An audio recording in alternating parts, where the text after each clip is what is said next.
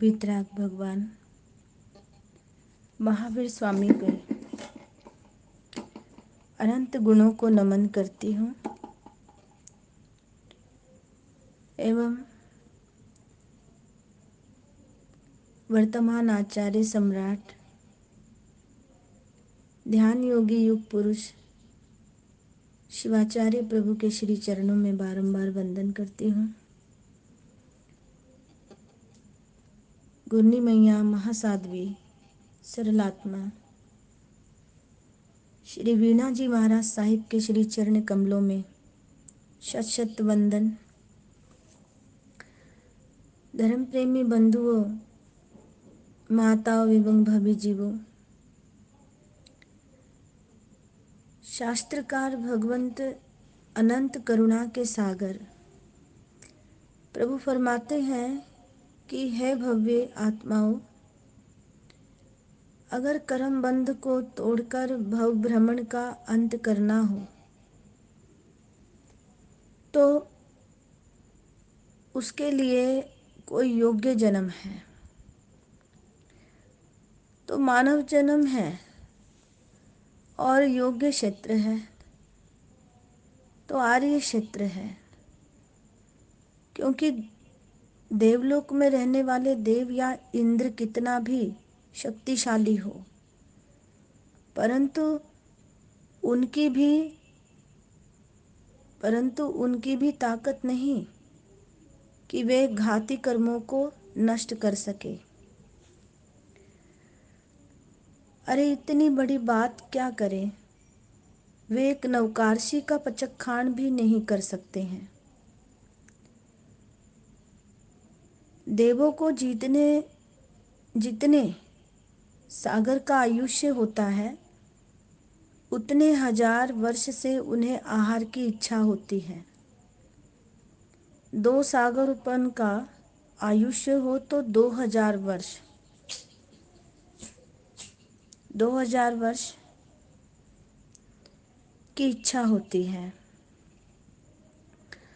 तब तक आहार नहीं करते हैं तो भी क्या वह तब कहलाता है? प्रश्न किया गया है कि तब तक वो आहार नहीं करते तो क्या तब कहलाया गया है? कई सूर्यवंशी नवकारशी नहीं आवे तब तक बिस्तर से उठते नहीं तो क्या उन्हें कोई लाभ मिलता है? प्रश्न है, नहीं ना। जो समझ पूर्वक स्वेच्छा से त्याग करते हैं उसका नाम तप और उसे लाभ मिलता है। लकवा हो जाए, उठने की शक्ति नहीं हो और संसार के सुख से सुख नहीं भोग सकता हो, मतलब कि संसार के सुख ना भोग सकता हो तो क्या वह ब्रह्मचारी कहलाएगा? प्रश्न किया गया है, क्या वो ब्रह्मचारी कहलाएगा? अगर उसको लकवा मार गया, उठने की शक्ति ना हो और संसार के सुख नहीं भोग सकता हो तो क्या वह ब्रह्मचारी कहलाएगा? पराधीनता से क्या हुआ? त्याग ये है, त्याग नहीं, त्याग ये है, त्याग नहीं है। भगवान कहते हैं कि कर्मों को क्षय करने के लिए जीवन में 2 बातें जरूरी हैं। पुराने कर्मों को तोड़ने के लिए तप और आने वाले नए कर्मों को रोकने के लिए संयम, व्रत, त्याग, प्रत्याख्यान की जरूरत है। ये बातें कहाँ संभव है आज की दुनिया में? बहुत से भवी जीव इन मार्गों पर चलते हैं, अपने कर्तव्यों को निभाते हैं, अपनी आत्मा के दायरे में रहते हैं, ज्ञाता दृष्टा भाव में रहते हैं।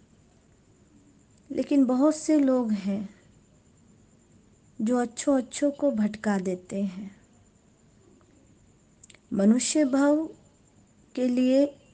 भव के अलावा और कहीं संभव नहीं है ये पचखान, ये त्याग, प्रार्थना, साधना।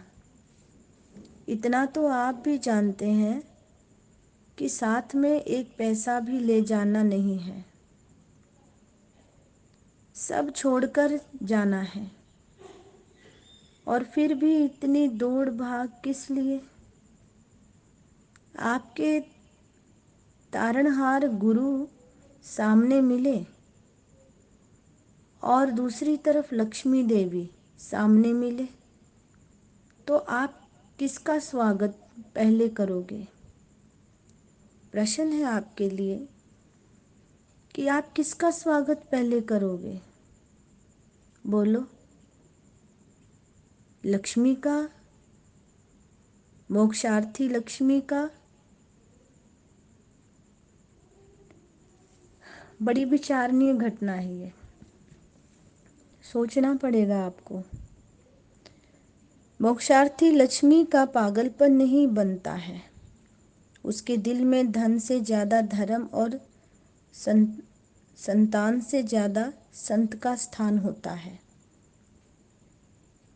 मोक्षार्थी लक्ष्मी पागल नहीं बनाती है, उसके लिए दिल में धन से ज़्यादा धर्म की और संतान से ज़्यादा, पत्नी से ज़्यादा, अपनों से ज़्यादा संत का स्थान होता है। सर्प काटता है तो जहर चढ़ता है, सर्प काटता है तो जहर चढ़ता है, ये सभी को पता है। परंतु सारे सर्पों का जहर एक जैसा नहीं चढ़ता है और सारे मनुष्य मरते नहीं हैं।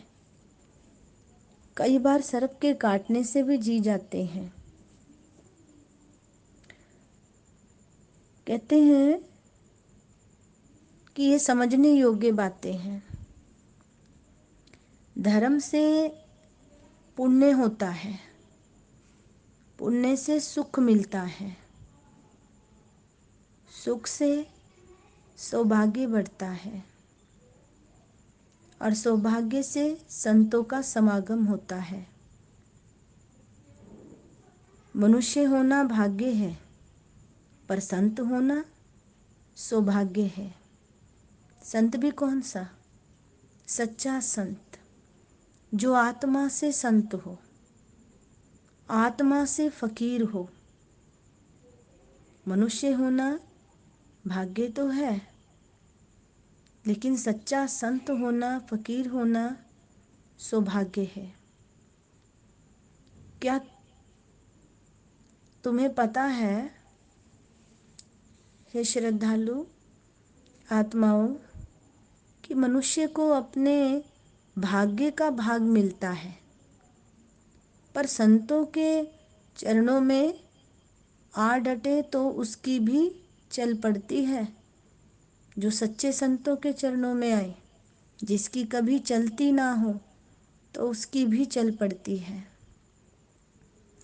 सुख धर्म का फल है, अतः धर्म की पालना करते हुए सुख भोगना चाहिए, पर धर्म की पालना नहीं छड़नी। अगर धर्म की पालना छूट गई, मिला हुआ सुख भी कभी कभी दुख बन जाता है। कभी मूर्खों के पीछे मत लगो, मूर्ख आपको अधर्मी बना सकता है। कभी ऐसे इंसान के पीछे मत चलो जो आपको अंधकार में छोड़ करके खुद रोशनी में भाग जाए और कह दे कि तुम्हारे योग्य यहाँ जगह नहीं है। ऐसे मनुष्यों के पीछे कभी मत लगना, वरना अपनी जीवन को निरर्थक ही बर्बाद करोगे। किसान धान्य खाता तो है, किंतु बीज को पहले ही सुरक्षित रख लेता है। ऐसा आपके जीवन में होना चाहिए। बेशक आपके जीवन की खेती को किसी ने तहस नहस किया हो, लेकिन यदि बीज सुरक्षित है, आपके विचार सुरक्षित हैं, आपकी भावना उच्चतम है, श्रेष्ठ है, तो आप सुरक्षित हैं। दुनिया में कुछ भी असंभव नहीं है। सब कुछ संभव है, पर निर्भर आप पर है, डिपेंड आप पर है। असंभव को संभव करने की बेवकूफ़ी छोड़ो, बुद्धिमता से काम लो, नासमझी छोड़नी है। जो संभव है उसे पाने की हर संभव कोशिश करो, पर वो भी सम्यक, असम्यक नहीं।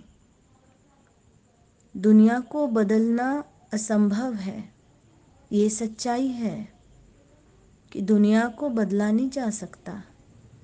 दुनिया को बदलना असंभव है, पर अपने स्वभाव को बदलना संभव है। ऐसा वीतराग भगवान की वाणी कहती है। जीवन में कभी दुख ना आए ये असंभव है। दुख आएगा, सुख आया है तो दुख भी आएगा। और कब आ जाएगा, कब एंट्री कर जाएगा आपके जीवन में, कुछ पता नहीं इसका। पर दुख में भी आदमी मुस्कुराए ये संभव है। जितना मर्जी दुख आ जाए, खूब मुस्कुराइए। भले ही कोई आपके लिए कैसा ही गीत रच दे, जैसे कि कोई कह देता है आपके दिल को बहलाने के लिए, तुम इतना क्यों मुस्कुरा रहे हो,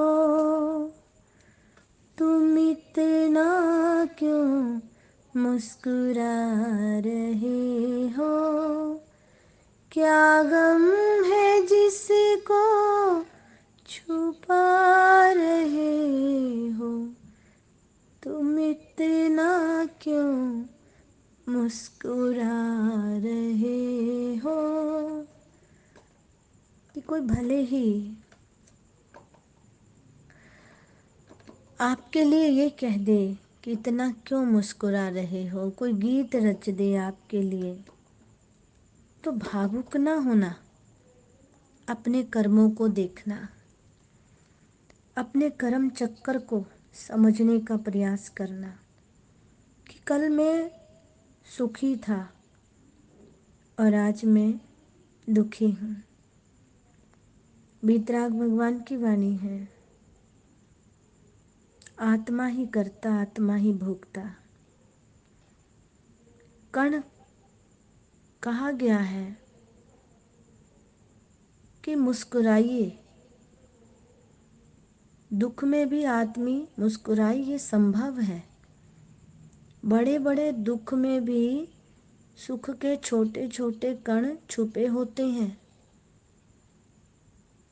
उन्हें बटोर कर जिए और अपनी साधना में करें, साधना में लग जाए। अगर मनुष्य ये कला सीख जाता है तो उसके लिए काल भी कलाकंद बन जाता है। बस ये कला सीखनी है। समय जरूर लगता है आपको संभलने में, किसी को समझने में या समझाने में। और समझाने की तो आवश्यकता नहीं पड़ती, क्योंकि नेचर और सिग्नेचर कभी बदले नहीं जा सकते। अगर सिग्नेचर बदले भी जाएं तो वो जाली के होते हैं, असली नहीं। इस करके वीतराग भगवान की वाणी कहती है, स्वयं को संभालना सीखो, मोक्ष लक्ष्मी के मार्ग पर चलो। धन लक्ष्मी के मार्ग तो आपको पुण्य से मिल ही जाएंगे। इतना ही कहती हुई मैं साध्वी संचिता अपने वक्तव्य को विराम देती हूँ। जैसा भी समय लगा कल फिर आपके समक्ष माँ जिनवाणी की आराधना लेकर के उपस्थित होंगी।